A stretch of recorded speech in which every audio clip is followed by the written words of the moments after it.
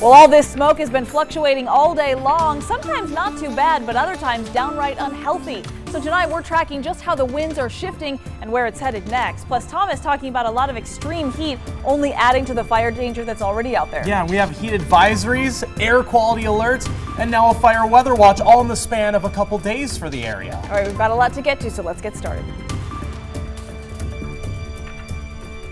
Well, dozens of homes are under evacuation orders tonight in Ferry and Stevens County as the Williams Flats fire continues to grow and threaten even more people and property. In fact, in just 24 hours, that fire, which is burning mostly on the Colville Reservation, has grown by at least 5,000 acres. Good evening, everyone. Thank you for joining us. I'm Whitney Ward. The latest estimate for the Williams Flats fire is now more than 25,000 acres burned and just 25% containment. But by tomorrow, it will likely have grown even more. So as of right now, there are new level 3 evacuations in place for all areas southwest of Wilmot Creek to Whitestone Lookout Road. So that road is where the arrow is pointing on this map right now. We're told there are 13 homes in the area. Remember, level 3 means you need to leave right now. And in addition to those evacuations, all residents in the Wilmot Creek drainage area also now on a level 2 evacuation, which means you need to be ready to go at any moment. There are 11 homes affected in that area.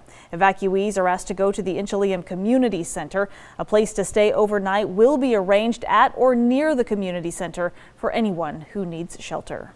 Also, we are tracking another growing fire in North Idaho tonight. Drivers along I-90 first reported a plume of smoke about 2 miles north of Cataldo. In fact, a viewer shared this photo with us, and you can see it's burning in steep industrial timberland. Idaho's Department of Land says it's burning about 200 acres in the Silver Valley. Multiple aircraft have been dropping water and retardant to try and slow its spread.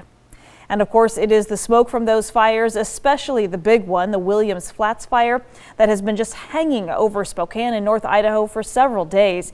It's of course taking a serious toll on our air quality. Right now, Spokane's air quality index is sitting at 163, which is very well in the unhealthy range. For the third time now in less than a week, Spokane has the worst air quality in the nation. And as we take a look in Coeur d'Alene this evening, the air quality a bit better there. Right now, the index sitting right around 80. Sandpoint also listed in the moderate category.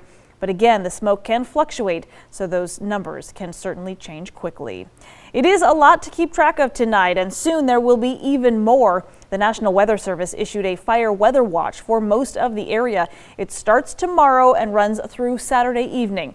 Now, the good part is it could be potential relief in the form of rain and lower temperatures, but it could also increase our fire danger with dry lightning. So meteorologist Thomas Patrick is here now with everything we need to know. Yeah, a lot to get to this evening. Let's start with that new alert from the National Weather Service. A fire weather watch kicks in tomorrow night and lasts all the way through Saturday. That's because we'll actually see some thunderstorms try to develop as early as tomorrow night, but probably a little bit later Friday evening most likely. So dry lightning, always a threat. In fact, that has been the reason why a few of these fires have started in the inland Northwest. But look for yourself, those storms starting to be scattered at first, but a bit more widespread as the weekend comes into fruition. So actually a lot more rain in our forecast this time around, which will definitely help with the heat and the air quality. But one more day of both of those factors for us tomorrow. Heat advisory extended into tomorrow as we'll see high temperatures largely in the 90s and perhaps as high as 102.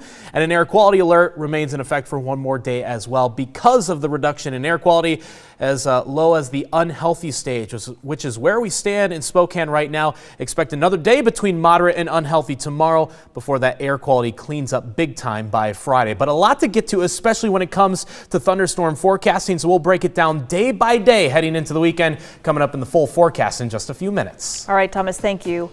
In other news, the election isn't over, but we do now know the top 2 candidates from each race in Spokane that will be moving forward to the general election in November. So how important really is it to come out number 1 in the primary? Our political reporter Casey Decker has some answers.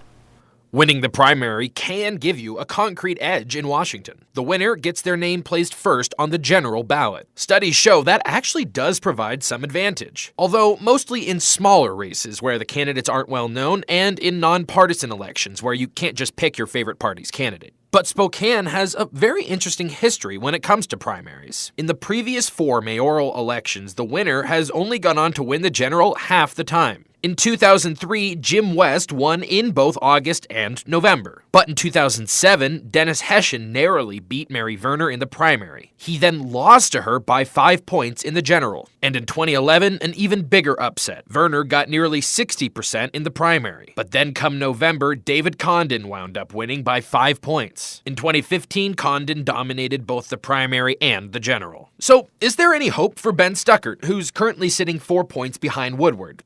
Maybe. The reasons for the past comebacks varied between elections. Here's how some of those scenarios could play out this year. One way is that voters who chose someone other than Woodward and Stuckert could lean towards Stuckert. That's probably unlikely, with the biggest block of those voters having chosen the conservative favorite Sean Poole. Another way, turnout increases in a way that favors Stuckert. Only 28% of voters participated in the primary. If more get involved in the general and those newer voters lean Stuckert, he could stage a comeback. Finally, something dramatic could happen that causes voters to change their minds. An influx of fundraising, a candidate gaffe, or a big story or event that helps or hurts one side or the other. The bottom line, there's a lot of politicking to go between now and November 5th. For KREM 2 News, I'm Casey Decker. And the latest primary election ballot just finished up this evening. The numbers for the top Spokane mayoral candidates didn't change much from last night's initial count. Again, former news anchor Nadine Woodward getting 42% of the primary vote, so she now has that 1,700 vote lead over the current council president, Ben Stuckert. They will face each other in November. In other news tonight, a Westside Walmart in Federal Way was evacuated and put on lockdown tonight after a man walked into the store with a handgun and started making threats. He was seen running away on surveillance video. This is actually cell phone video given to a reporter from Cairo, the CBS station there in Seattle. Fortunately, through all this, no one was hurt, but police are actively searching for that suspect tonight. And something like that scares a lot of people after 22 people were killed at an El Paso Walmart just 5 days ago. So this Sunday, there will be a vigil in Spokane for victims of gun violence. It's at the tribal gathering place right next to City Hall at 2 p.m. Organizers say it's a time to grieve and together work to prevent future acts of violence. And this evening, Congresswoman Kathy McMorris-Rodgers held a town hall at Gonzaga University. She addressed the mass shootings over the weekend, saying she's committed to keeping guns out of the wrong hands, but she explained she does not support the assault weapons ban because it targets law-abiding citizens. I support the constitutional Second Amendment that protects the right to bear arms for law-abiding citizens. But for those who should not have guns, then let's focus on what we can be doing to ensure that guns do not get into the hands of those that shouldn't have guns. So the town hall did get heated at times tonight, but you can see the red and green cards there. Those were the civil discussion rules that were strictly enforced tonight. In the meantime, President Trump visited 2 grieving cities today, El Paso and Dayton, the sites of the nation's most recent mass shootings. We continue to track the reaction of our country and the world after 31 lives were lost. We'll be right back.